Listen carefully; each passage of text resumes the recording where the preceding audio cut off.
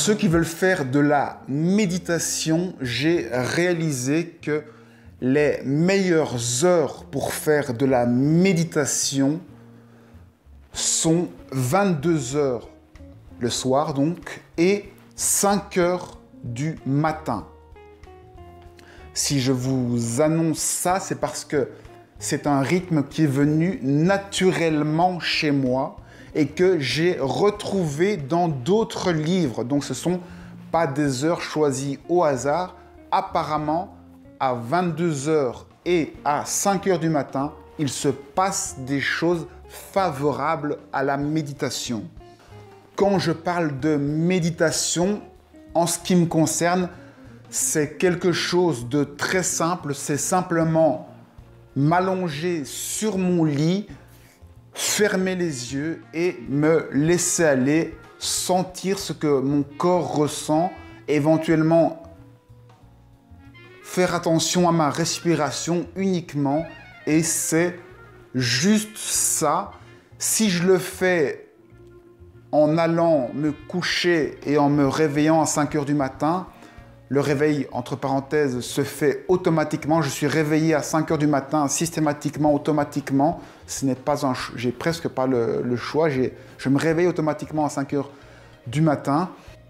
Si je médite pendant la nuit, c'est pour simplifier la chose. Je me dis que la nuit, eh bien, c'est l'occasion, c'est le moment de méditer, de faire attention à son corps. En journée, on travaille, on est à l'extérieur, on rencontre des gens, on est en interaction.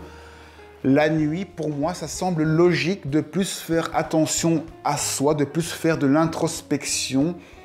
Et autant le faire avant d'aller dormir parce que ça nous détend et c'est après très facile de s'endormir et de ne plus avoir de problème pour s'endormir. Bref, au lieu de m'ennuyer avant d'aller dormir et de tourner dans tous les sens dans mon lit, eh bien, j'utilise ces périodes justement pour méditer. J'essaye, entre guillemets, de rentabiliser tous les moments de ma journée. Le moment avant d'aller dormir, beaucoup de gens ne savent pas quoi faire. Eh bien, profitez-en pour juste faire attention à votre corps et vous détendre. Ça va vous amener vers le sommeil, vers une nuit paisible. Notez qu'à 5 heures du matin, c'est le moment idéal pour faire des voyages astraux parce que là, on a le corps totalement détendu et vous êtes vraiment dans un état second qui vous permet de découvrir plein d'autres états de conscience. C'est vraiment le moment où vous pouvez essayer de vous détendre, d'imaginer votre corps sortir, votre corps énergétique sortir de vous, vous identifier à l'énergie que vous sentez en vous. Donc vous faites attention à votre ressenti, à ce que vous ressentez, quelles sont toutes les parties de votre corps que vous ressentez quand vous fermez les yeux. Eh bien, imaginez que toutes ces parties que vous ressentez, c'est de l'énergie et que vous êtes ce corps d'énergie et vous essayez alors de rendre ce corps de plus en plus léger et de sortir, de vous évaporer.